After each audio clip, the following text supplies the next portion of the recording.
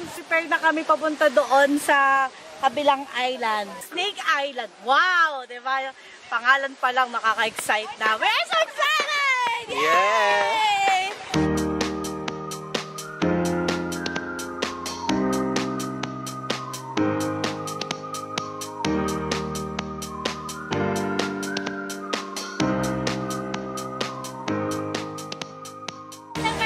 Hi guys, we're going to Culebra Island or Snake Island and pupunta din kami sa iba't ibang tourist attraction dito sa Tambobong Beach. So let's go guys!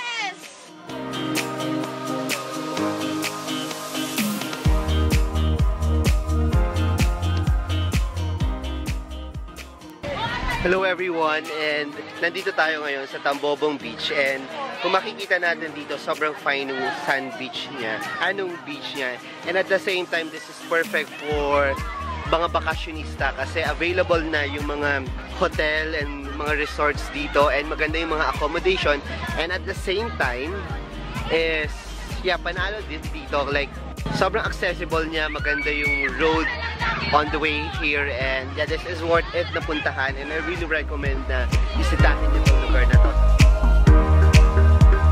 So bakit Tambobong ang pangalan? Saan nakuha yung Tambobong? Alam mo sir, yung Tambobong, yung, alam mo yung bilo-bilo? Yun, mahilig sa ganun yung ano. Ang tawag namin dito, yung tambo-tambong. Tambo-tambong actually yun. So yun yung reason bakit tinawag na Tambobong.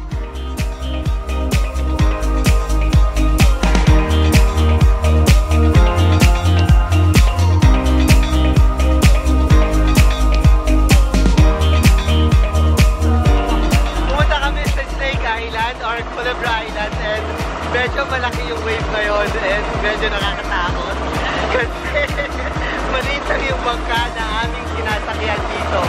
So, cross sticker na lang.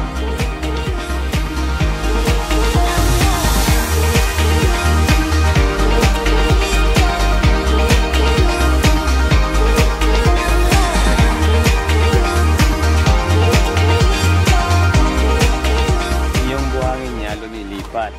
Huh? Pag summer, nandito siya. Pag habagat, nandun siya sa kabila. Yung sakit na GoPro, check up. Kulibra. Lumilipat siya. Oh, ganun. Ganun pala yan. Kaya tinawag na kulibra.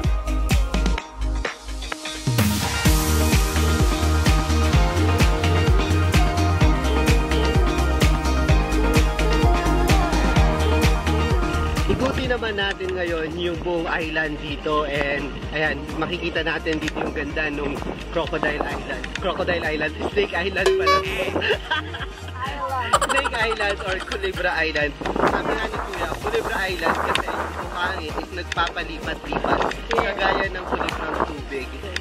So, kulibrang tubig is yung sakit na yun is palipat-lipat siya. And likewise, yung hangin niya is palipat-lipat.